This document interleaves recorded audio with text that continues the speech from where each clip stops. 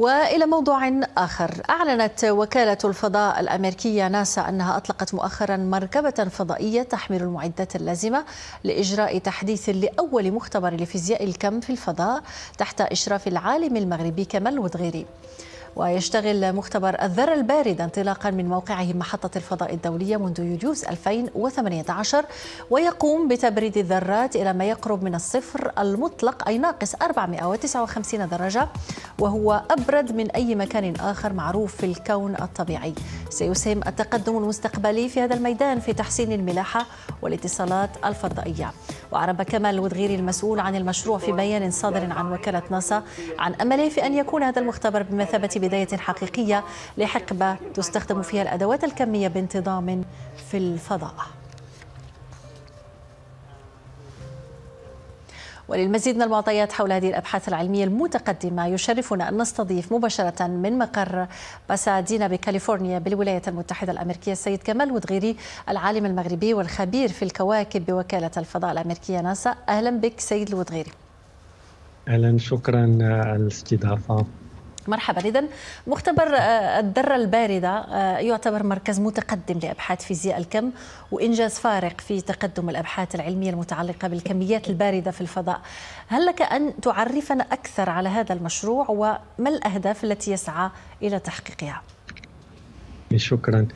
فكما قلت هذا المختبر في الفضاء كينتج غيوم من ذرات شديدة البرودة، وهو تعتبر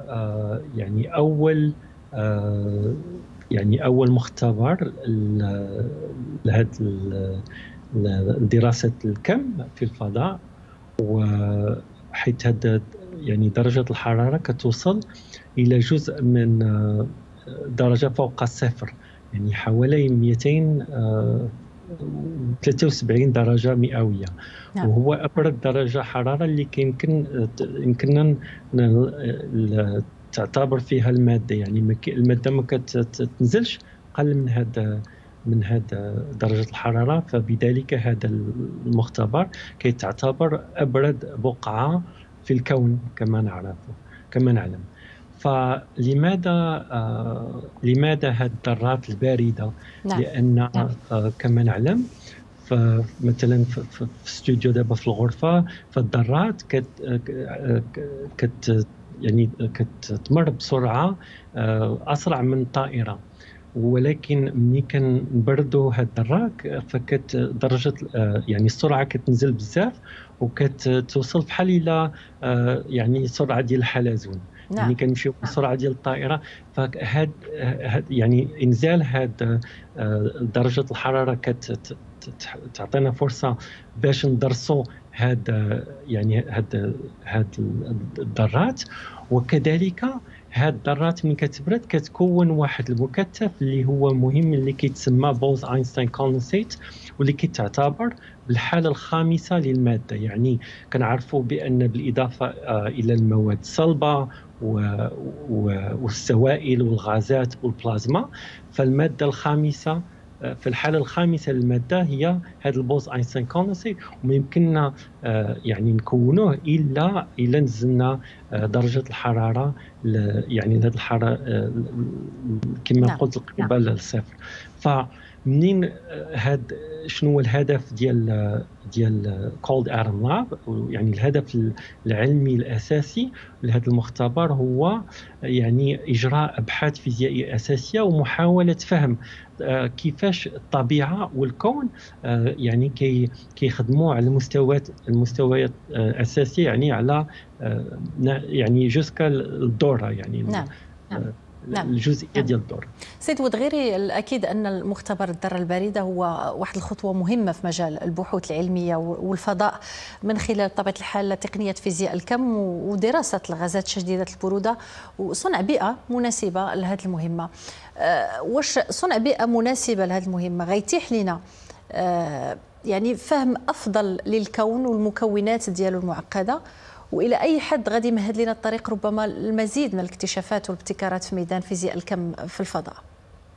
هذا سؤال مهم. شكرا. أولا إلى سمحتي، هذا علم الكم هو كان عنده تأثيرات هائلة للحياة ديالنا. بدون هذا العلم ما تكونش عندنا التكنولوجيا اللي كنستخدموها اليوم، بحال مثلا الهواتف المحمولة، ولا الأجهزة ديال الكمبيوتر، ولا حتى نظام تحديد المواقع العالمي ديال GPS مثلا. يعني بدون هذا علم الكم ما كانش يمكن هذا الشيء يكون. وحنا يعني بحال اللي قلت، يعني بهذا العلم كامل ديال هاد السنوات يلا وصلنا ل 5% من فهم الكون. يعني بدون وسائل جديدة ما يمكنناش نقدروا نفهموا يعني ما حولنا والفضاء. فنحن كنشوفوا هاد بحال هاد لابوغاتوار كولد ارم لاب، بحال الا بغيتي تقول تلسكوب جديد اللي غيحاول يساعدنا باش نفهموا هذا 95% اللي مازال غامضه، اللي مازال ما كنعرفوهاش يعني في الفضاء. فكذلك يعني كنستعملوا يعني لا نازا. علاش ارسلت هذا المختبر؟ لانه هو غادي يساعدنا مثلا باش نفهموا اكثر مثلا المكونات الجاذبيه، لان مازال ما كنعرفوش الجاذبيه شنو هو الاساس ديالها. وكذلك فهم الطاقه المظلمه والماده المظلمه، وهادو هما اللي كيكونوا داك 95% من الكون. وان شاء الله الا كان عندنا في الوقت في المستقبل نقدر نشرحه اكثر. وغير الا سمحتي لي، غير بغيت نغتنم هذه الفرصه تفضل استاذ كمال باش نعبر على امتناني العميق لصاحب الجلاله الملك محمد السادس نصره الله على الاهتمام الكبير بالمغاربه اينما كانوا وفي جميع المجالات المتعلقه بالعلوم والابتكار والرياضه والفنون والثقافه. فجلاله الملك قوه دافعه يعني حقيقيه لنا جميعا من اجل الاستمرار في حمل قيم البلاد ديالنا في جميع انحاء العالم. وانا كنحييكم من هنا، من يعني لوتر بو دو موند، من كاليفورنيا. وشكرا على هذا الاستضافه. وبدورنا كنشكرك أستاذ كمال الوذغيري، العالم المغربي والخبير في الكواكب بوكالة الفضاء الأمريكية ناسا. كنت معنا مباشرة من مقر باسادينا بكاليفورنيا بالولايات المتحدة الأمريكية. شكرا جزيلا لك.